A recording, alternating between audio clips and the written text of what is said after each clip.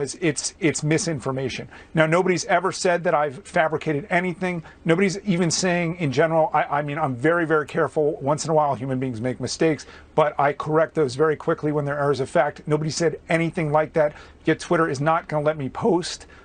So yes, Substack is the place to go if you want to hear from me. I honestly don't care whether people who sign up paid or free. I just need to be able to reach people.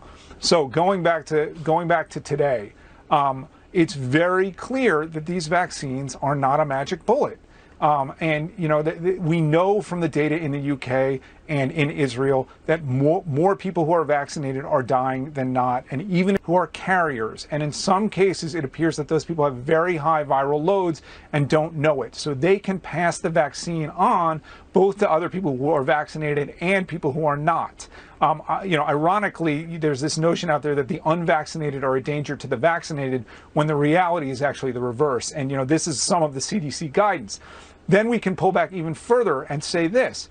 Right now, we know that deaths in the United States are much, much lower than they were a year ago and certainly several months ago. That probably the vaccine may have something to do with that. That probably has much more to do with seasonality and, frankly, to do with herd immunity. Another giant issue here is that we are not telling people who have gotten COVID and have recovered that they're probably safe, and probably safer than people who didn't get COVID and got vaccinated. That's what the evidence looks like right now. I won't say that's definitive, but certainly the evidence is stacking up that way. So there are so many things that don't make sense about what we're doing right now.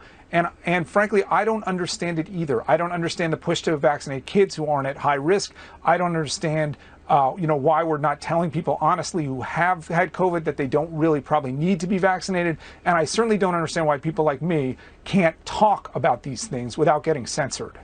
This is one of the craziest things I've ever seen. And I'm just afraid that the backlash against it will include a total abandonment of belief in any scientific authority whatsoever. I mean, these people are devaluing their own currency at a faster rate than I've ever seen anyone do. I mean, you want to live in a country where you can believe the CDC. I want to believe Anthony Fauci. You don't want to live in a country where there's no medical authority. I mean, don't you think we're moving toward that quickly?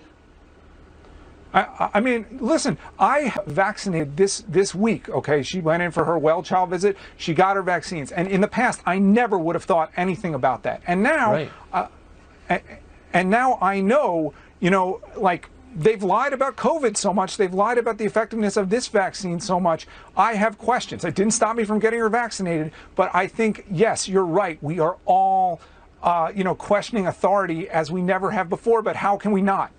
That's right, because they're lying. They are absolutely lying. And we know that. Alex Berenson, Godspeed. Keep telling the truth.